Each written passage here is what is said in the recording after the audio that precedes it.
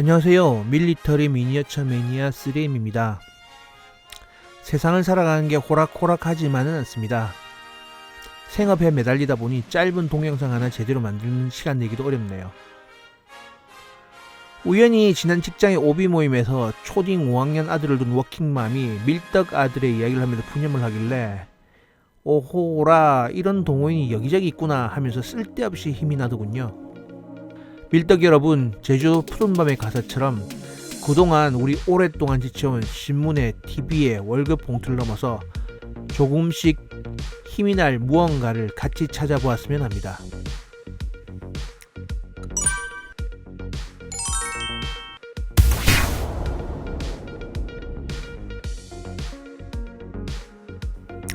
지난 시절 나이는 들었지만 여전히 인기가 짱짱한 던젤 워싱턴과 당시 연기력으로서는 세계 수준의 진 해크만의 크림슨 타이드를 영화 보는 내내 흡입력에 끌려 들어갔었죠.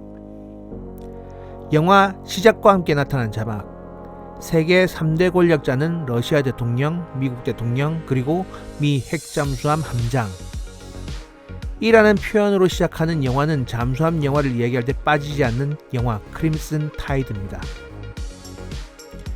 여기서 나오는 미국의 핵잠수함은 오하이오급이고요. 영화에서는 어뢰도 발사하면서 대잠수함을 수행하지만 실제로 SSBN 탄도미사일 탑재 원자력 추진 잠수함이라 이런 식으로 대잠수함 전투를 수행하기보다는 잘 숨어있다가 명령하달 시 미사일을 발사하는 것이 그 목적이죠. 쉽게 말해 핵미사일 발사 기지의 운영과 다름없기에 영화에 나올 만한 다이나믹한 드라마가 전개되기는 어렵습니다. 잠수함 자체도 날렵하지 않으니까요. 그나마 핵무기의 위력이 강해지면서 탄도미사일 탑재는 줄고 미 해군 네이비실 투입을 위한 플랫폼으로 개조되고 있는 상황이죠.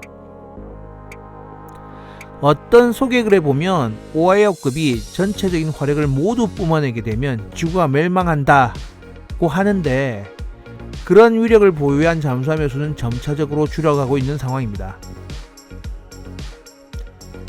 일부 성능 개선 작업이 진행되고 있지만 미국 적성국의 핵 위협에 대응하기 위해서 후신 기종으로 컬럼비아급이 계획되고 있는 상황이며 개선점이 많고 임무가 변경되고 있지만 다 떠나서 미 해군 잠수함 중에서 가장 크고 가장 높은 건조 비용과 유지 보수 비용을 잡아먹으면서 가장 무서운 위력을 보유하고 있다고 봐야 할 잠수함입니다.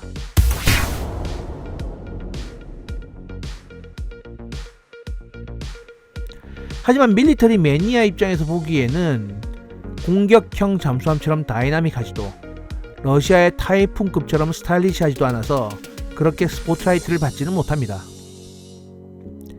특히 잠수함이라는 게 수중에서 항행하는 만큼 수중의 저항을 줄이기 위해서 전반적으로 외부에 나타나는 것이 없다 보니 밋밋하기가 그지없어서 모델로서도 그다지 인기가 없는 편이죠. 잠수함의 현실적인 고증과 무관하게 다이나믹하게 등장하는 영화 중에서 흥미있게 볼 수 있는 영화는 미국 뽕을 거슬리지 않고 액션 영화로만 볼 수 있다면 당연히 헌터킬러입니다. 영화 내내 미국의 특수부대 네이비실 팀과 잠수함과의 액션으로 가득하죠.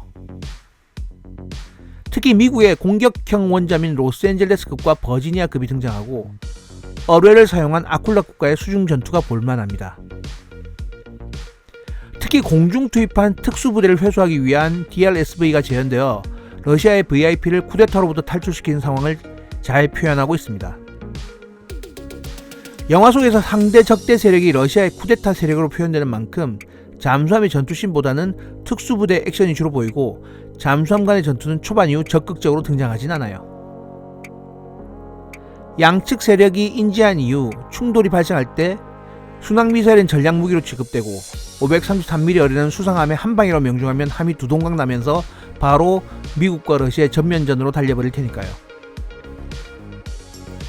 실제적인 충돌은 네이비실의 비정규전으로 대체되지만 어뢰전, 특수부대 회수, 다양한 씬을 보여주게 됩니다. 아마도 공격형 원잠의 전투를 가장 적극적으로 묘사한 영화가 아닌가 합니다. 이렇게 미국의 잠수함 전력은 보이지는 않지만 핵 공격의 최전선에서, 그리고 특수부대의 침투 회수, 전술 순항미사일의 발사, 항모전단의 호위 등 모든 면에서 임무를 수행하고 있지만 의외로 눈에 띄는 노출이 적은 전략입니다. 당연히 잠수함의 특성상 눈에 띄게 임무를 수행한다는 그 자체가 문제가 될 수도 있으니까요. 특히 핵미사일 위력이 증가하면서 그 수가 줄고 러시아의 해상 전력이 약해지면서 기존의 대항작전에서 연안작전으로 전환되는 상황으로 인해서 공격형 잠수함의 수요는 더더욱 증가했습니다.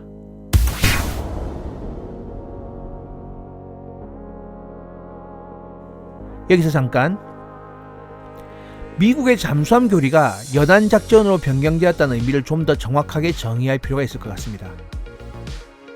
미 해군이 자국 연안에서 작전한 건다는 것이 아니라 미 해군이 적성국의 연안에 접근하여 대양으로 진출 자체를 봉쇄한다는 의미입니다. 어떻게 보면 조금 건방져 보이기도 하는데요. 현재 대양에서 미 해군과 대적할 만한 수상 전력을 보유한 국가는 없습니다. 실제로 대양에서 항모가 있느냐 없느냐가 대양 전투의 승패를 좌우하는 결정적인 요소임은 2차 대전 이후 모두가 인지하고 있는 상황이며, 대양까지 작전할 수준의 항모 전력을 가진 적대국이 없는 상황에서 미군은 잠수함의 은밀 작전 지역을 대양에서 적 연안으로 전선을 이동한다는 의미입니다. 대양 작전에 투입하여 독립적인 작전이 실질적으로 제대로 된 대양 항모 전력은 오직 미국만이 보유하고 있습니다. 네, 프랑스, 영국, 러시아, 중국 등 고정익 항공기를 이륙시킬 수 있는 함정을 보유한 국가는 많습니다. 하지만 그 항모가 자체적인 방어를 수행하면서 제해권을 보유할 수 있는 항모전단을 구성할 수 있는 국가는 오직 미국밖에 없다고 봐야 됩니다. 항모의 임무는 뭐니 해도 작전 중인 함대에 대공 방어를 수행하고 적 함대 위치를 탐지하여 선제 공격을 통한 제압을 수행해서 제해권을 확보하는 데 있습니다. 지상 공격, 국력의 현시 등 여러가지 임무가 있긴 하지만 그건 제해권을 확보하고 난 이후의 임무죠. 제해권 확보의 시작은 적대 세력의 해상 목표물 탐지인데, 그 임무를 위해 가장 필요한 기체가 바로 조기 경보기입니다. 프랑스의 드골급 항공모함이 배수량이 오히려 미국의 아메리카급 강습함 대비 적음에도 불구하고 전략적 가치로 더 높은 가치를 지니는 것은 사출기로 이용하여 더 높은 탑재량의 기체를 발진시킬 수 있는 능력 때문이기도 하지만, 더더욱 큰 이유는 바로 조기 경보기를 운영할 수 있는 능력 때문입니다. 이미 2척 이상의 항모를 보유하고 있음에도 중국이 꾸역꾸역 항공모함을 건조하면서 사출 기능을 추가하고 있는 것도 바로 이 때문이죠. 조기 경보기의 특성상 중량, 추력 등의 제약으로 인해 스키점프대를 사용할 수는 없습니다. 최근에 중국에서 03형 항모가 건조되긴 했지만 재래식 추직 방식으로 인해 작전 반경에 대한 제한이 있고, 현재 제작 중인 조기 경보기 KJ-600은 미 해군의 E2와 외관은 비슷하지만 성능에 대해서는 여전히 물음표인 상황입니다. 통상적으로 구축함 정도의 규모가 되면 사거리 200km의 가시거리 밖에서 교전을 수행할 수 있는 순항미사일이 탑재되죠. 사거리 200km 이상이라고 해도 일단 타격을 위해서는 정확한 위치 파악이 필수적입니다.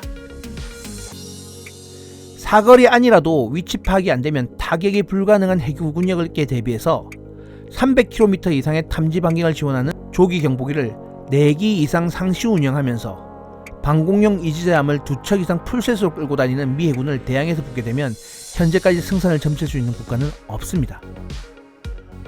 즉 중국과 인도, 러시아와의 긴장 상태에서도 제획 제해권을 확보한 상황에서 적국의 연안을 해양 방어선으로 설정하여 잠수함을 전진 배치하여 작전을 수행한다는 의미이므로, 대한미사일 사거리 확장과 대함 순항미사일 탑재 폭격기로 인해 현재 항모 전력의 전투력의 실효성에 대한 의심이 생기는 요즘, 오히려 공격형 원잠의 수요는 증가한 것이라고 볼 수 있습니다. 피격 위험도 위험이지만 아무리 힘센 미국이라도 자국 연안에 눈에 뻔하게 띄는 수상 전투함을 가져다 놓는 것 자체가 분쟁의 소지가 될 수 있기가 충분하니까요. 뿐만 아니라 자국 연안에 접근할 경우 전략 폭격기의 항속거리에 들어가는 경우, 지상 발진한 전략 폭격기의 순항미사일 또는 초음속 대함미사일의 사거리에 들어가는 위험이 발생할 수도 있습니다. 이런 상황에서 눈에 띄진 않지만 가까운 연안에 적국의 잠수함이 있다는 사실 하나만으로 군사적인 활동에 대한 범위가 위축될 수밖에 없다는 사실은 공격형 원자력 잠수함이 가진 큰 가치 중의 하나라고 볼 수 있습니다. 자, 이번 동영상에는 공격형 원자력 잠수함이 주는 전략적 의미에 대해서 알아보았습니다. 다음 영상에서는 그 공격형 원자력 잠수함을 구현한 미국의 버지니아급에 대해서 자세하게 알아보도록 하겠습니다.